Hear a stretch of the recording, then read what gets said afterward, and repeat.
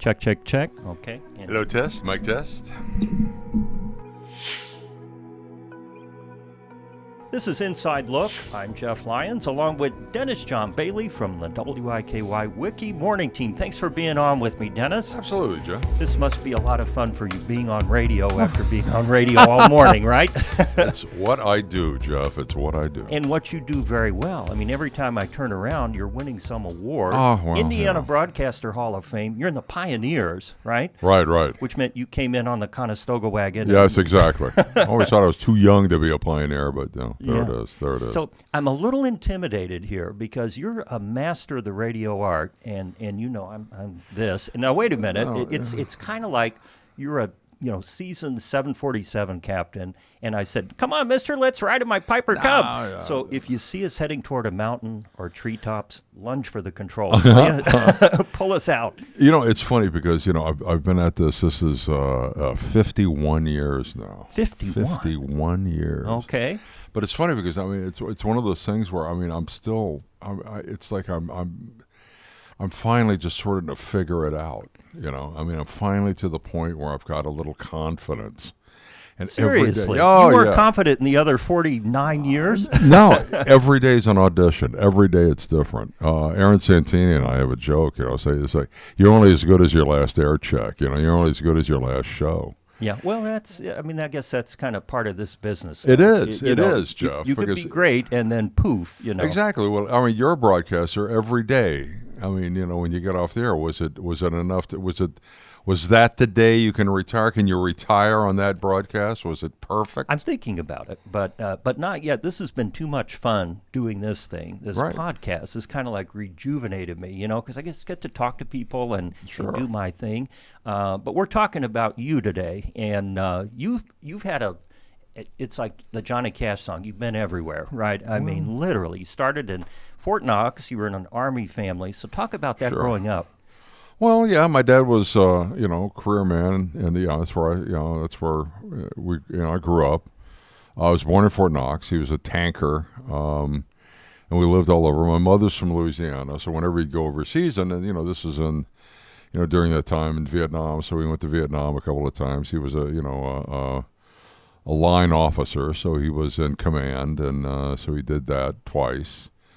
And whenever he'd go overseas, we would go to the farm in Louisiana.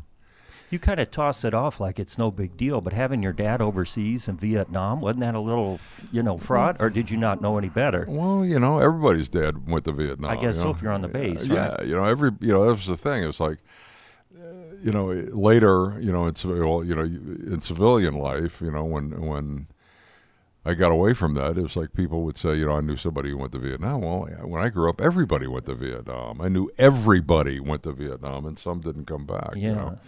Some of my dads didn't come back, or they came back in pieces. Yeah. know. So you grew up that way, so you're changing schools all the time. You're constantly on the move. When did the radio bug bite, or when did you decide, hey, my voice is my future here? That's a good question. It was we were living in Fort Hood, Texas, and it was a station in Killeen, Texas, KLEN, and I don't know, it was not far from the high school, and I just happened to looked in the window and I saw the control board, and I'd called in a request or something. The guy played it, and I thought it was interesting, and I'd gone to 12 schools in 12 years, and just my senior year of high school, we moved to a school, different place, and it was in Hattiesburg, Mississippi. And I didn't know anybody naturally, and everything, but I wound up doing the morning announcements of the school. Or the PA system. Yeah, the PA system. Like we will have pizza for lunch today, that kind of stuff, tater tots and milk. The announcements and stuff. But I got kind of creative with it. And I used like the cheerleaders. I even got the principal and the teachers involved and the band members, and they became little commercials. And there was a journalism class, and we would do these little programs, because in those days radio was very heavily regulated, and radio stations needed to have public service. Sure, you had to do news and all that stuff. Yeah. So every radio station in town, they were looking for ideas, and so each station had a 15-minute program with with journalism students. And so a friend of mine and I and a couple of others, we went and we did this 15-minute radio program, and that was the first time I'd been in a radio station. And I remember seeing the guy on the air for the first time. I was standing there. I remember his name was Selby Edwards, still a friend of mine. And he was on the air, and he did a break, and I went, I think I could do that. So sure enough, in fact, there was that Christmas. It was a Christmas of '73, and I sold women's shoes. Women's shoes? Yeah, You're working at Sears or somewhere? No, it was a Butler Shoe Company. It was Butler Shoe Store. It's a chain of women's shoe stores in the South. It was a dreadful job, because women, shoes, they've got their own Dewey Decimal System. Right, for the sizing and all that stuff. Yeah, I could never find the shoes. It took me forever. It was a terrible job, and I remember I was in the storeroom during a break with this guy, and he says, you're gonna keep working, when you graduate, because this is a great job, it's a great company. He said, are you kidding? There's no way I'm gonna do that. He says, what are you gonna do? And I said, I'm gonna be on the radio. Well, how are you gonna do that? I don't know. I'm just gonna go ask. And sure enough, I just went around to every radio station. And back in those days, they needed people to do stuff, and so I got a job at one of the radio stations in Hattiesburg, and it was like, Sunday morning. They needed people to ride board, is what you call it, and it was right. an NBC Monitor, which was a network Bill show. Cullen and some of them were on that show. They had reinvented it back then, and it was Big Wilson, who retired here, I guess it's about 20 years ago, and John Bartholomew Tucker. Yeah. And they had reinvented it, and this was in the mid-'70s, 1974, January 74. I got my first paycheck. And, I also had to ride board on God, because first thing Sunday morning.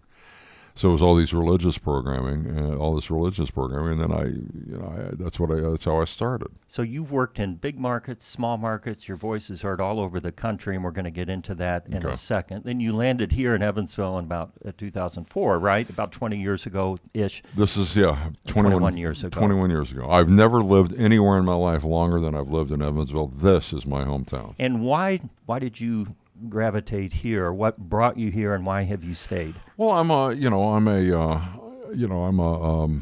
journeyman broadcaster. I came here for the job.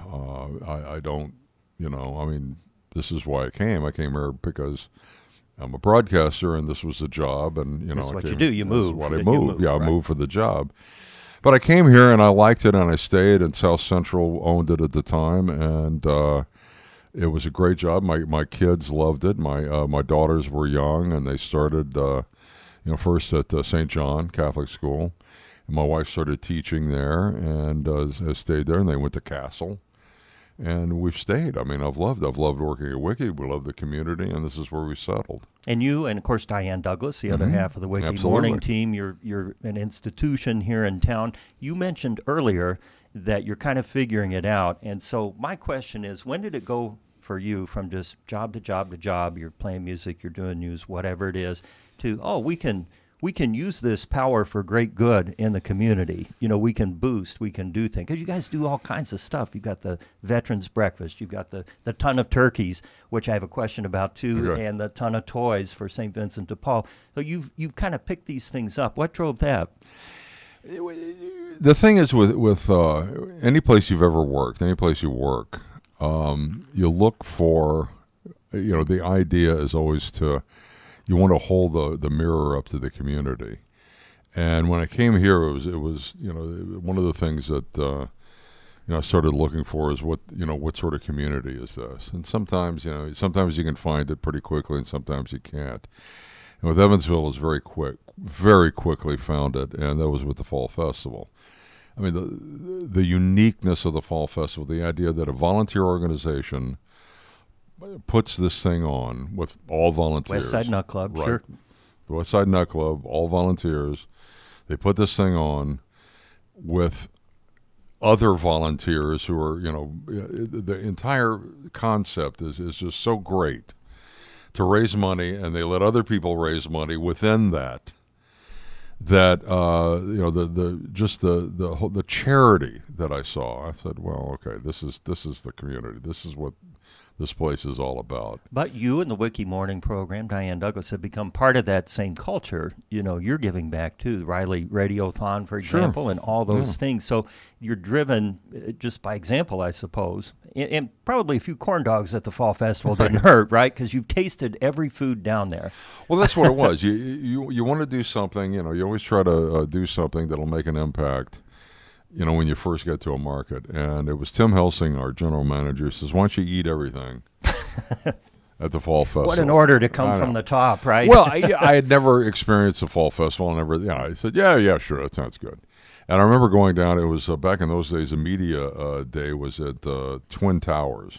Right. And so I went down there, and it was, who was I was talking to? I can't remember it right now. I said, well, here's what I want to do. I want to eat something from every booth. And they looked at me like I was nuts. I said, all right, yeah, sure, kid. So I remember walking onto the street the first day. I went, what have I gotten myself into? But I did. And my family wasn't here yet. They were still back in Ohio because I came here from Dayton, Ohio. And what I did was, it was in those days there was 125 booths. So it was I did 10 booths for lunch and 10 booths for dinner. So I would 20 a day, right? Yeah, and I had there was a Boy Scout troop that gave me free parking, so I had a place to park. Well, you got a perk, Yeah. So I got some perks. Where'd they park the ambulance for you too? There was somewhere else. Okay. There was a company that gave me like one of those big things one of those big Sam Clubs things or Rolaids. Oh, we had a blast.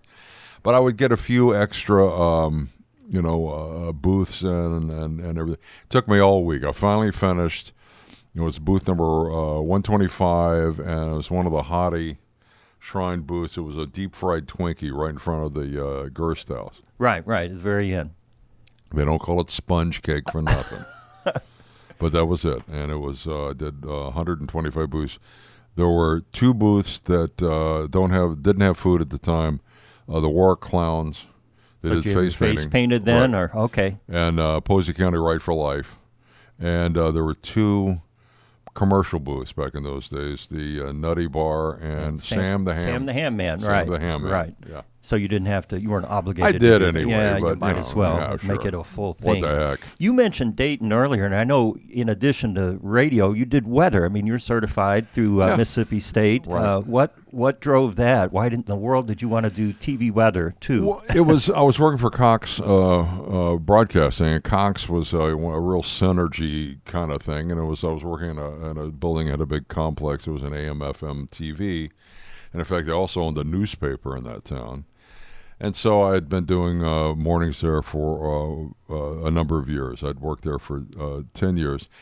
And in a lot of ways, I was trying to do what I did here, to be a long-term sort of broadcaster in a market that was not nearly as easy or not nearly as comfortable, I should say, as here. And with a company that was difficult to work for. Yeah. But at one point they said, "What do you think about this?" And I said, "Sure." So they paid for my schooling, and why would I deny that? Right. So there was 54 semester hours. And so here you are on the radio in the morning, drive time. Then you walk down the hall. You're in front of the green screen, doing Today, Tonight, Tomorrow, and tracking and all that. I did weekends, and I filled in. I did Saturday mornings. Yeah. On the television station, they paid me. I mean, it was nice. Well, that's good. Yeah, how'd you work that out that they would pay you to do the weather? I'm still trying to figure that one out. Union. I was union. Come on. Oh, of course, big time radio. So, did you like doing weather, or was it just kind of like yet one more thing you had to do in a day? I really enjoyed it. Well, because the science fascinated me. I really liked it. The broadcasting, I also wanted to do it because I felt it made me more of a well-rounded broadcaster. and the performance aspect of it I thought was good. I'd done some television, but nothing quite like that.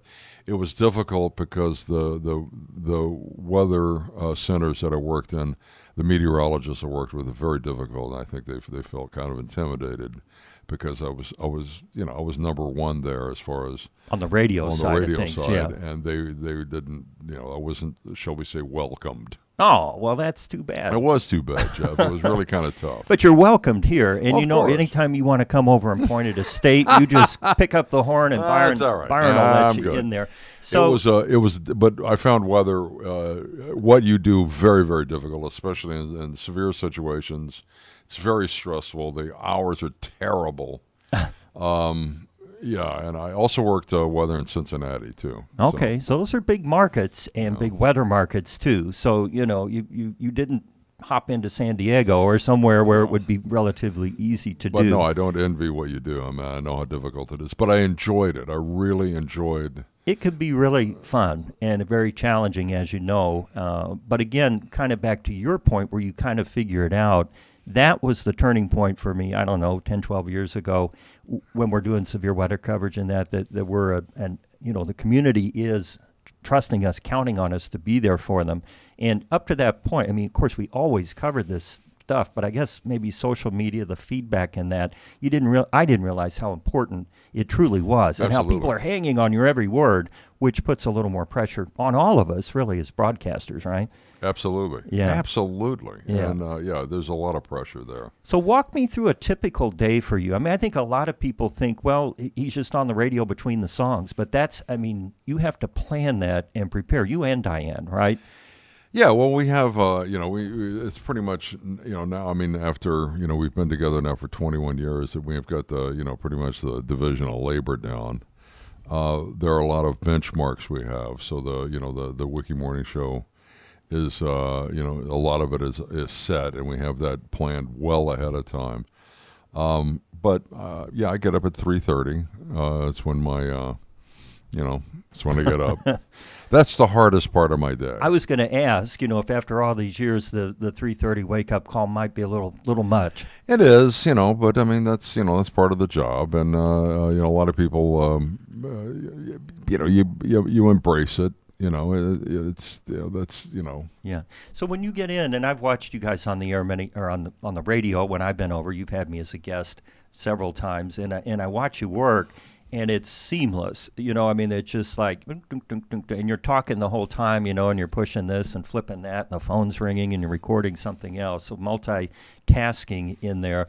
Do you even listen to the music that's going out, or is that just like your break time to then set the next thing up? No, it's that's it's okay. I mean, we didn't think you did. Well, it's that's a joke. I listen to the beginning and the ends of songs. Like I don't recognize anything in between. Nothing in the middle.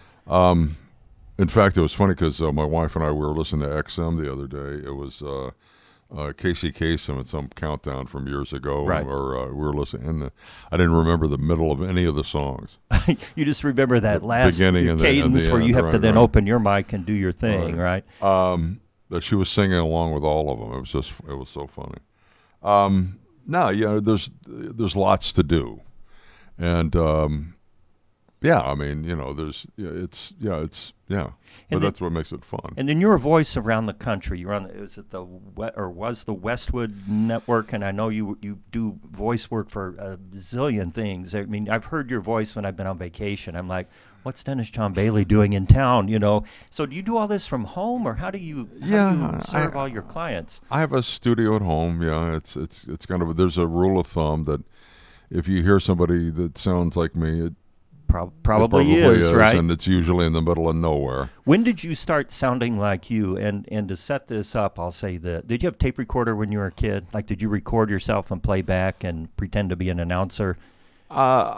I did, but I didn't pretend to be an announcer. I started doing stuff like with a tape recorder. I started doing stuff with Laugh-In.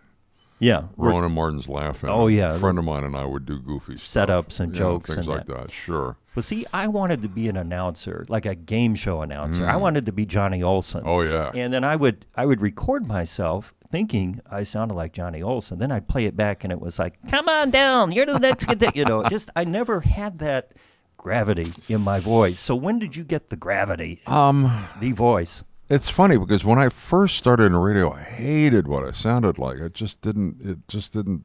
didn't like what I sounded like at all. What did you sound like in your ear? I didn't sound like what I wanted to sound like. It just wasn't there. Then that was in Hattiesburg, and I'd listened to other radio. I'd listened to great radio stations, especially out of New Orleans. There was a couple of great radio stations, great announcers. And I thought, man, why am I not sounding like that? And a lot of it had to do with, I think, with equipment maybe or something. I don't know. But that just didn't work out. I was going to Southern Mississippi. And that ended. It just sort of came to a crashing halt. My father had that whatever he was doing in Mississippi. He was actually going to college in Mississippi, and a bootstrap program. And he finished school, and then he went to his last assignment back at Fort Knox, in fact. And so I finished the semester, and I just moved back home.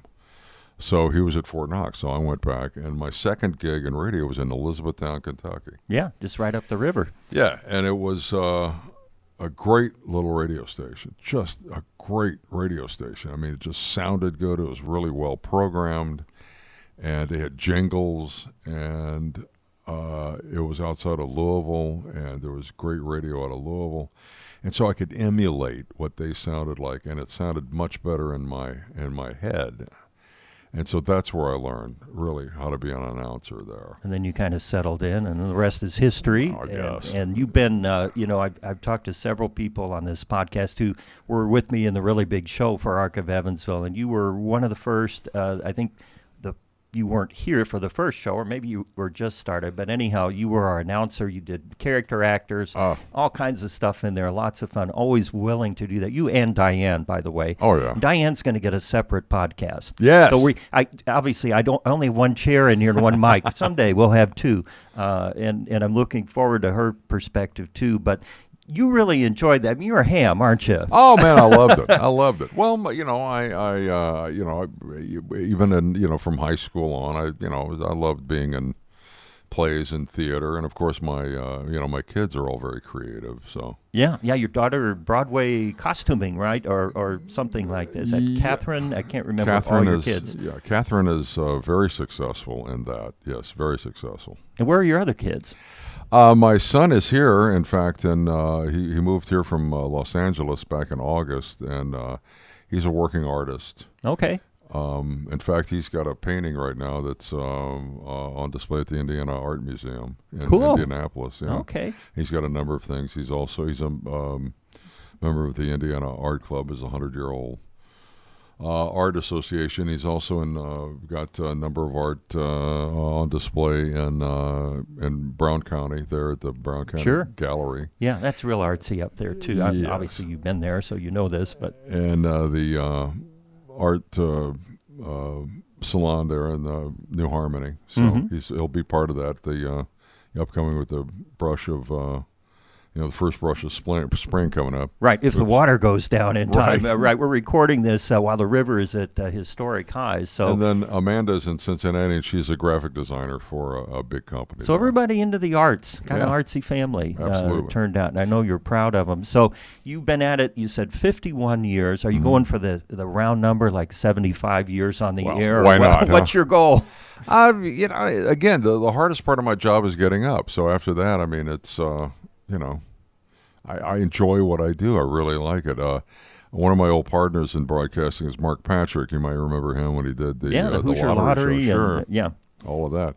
He and I talked about that. And he retired a number of years ago, and he asked me, he says, how long are you going to go? I said, well, until they throw me out. And I realized I said that next to the guy who would throw me out. He was the president. He's president of our company. Don't give me many ideas. They're not going to throw you out, Dennis. But he said, because we were talking about it, he goes, and he kind of not regretted. But he said, he says, we talk. I said, toughest part's getting up, He says, yeah, you're right. Because it's fun. What we do and what I do is fun. It is fun. I mean, to believe that we're paid to do this, to I talk love it. and and do things. I never would have guessed that. I didn't know what I was going to do. I wasn't going to sell ladies' shoes. I think that It's you made awful. the right call in Awful. going to radio from the shoe Awful. store. And we're glad you besides did. that, I worked a couple of restaurants, and I had a paper route. I've done this my entire adult life. and Yeah. I just love it. I had a paper route too. That must have been common, in our time. What an The awful paper. job. Yeah, the paper. I had to get up early for that one too. Yeah. So we'll look for you in the papers, and of course we'll listen for you on the Wiki Morning Show and all around the country, out of radios and speakers everywhere. Dennis John, thank you so much. I know we're at the end of your broadcast day when we're recording this, so I appreciate you making time for us here on Inside Jeff, thanks Look. so much for inviting me. I really All right. appreciate it. You can listen to Dennis John or watch Dennis John Bailey on the 14 News Facebook page. You can listen to all of the Inside Look podcasts wherever you get your podcasts. Thanks for watching and listening. I'm Jeff Lyons.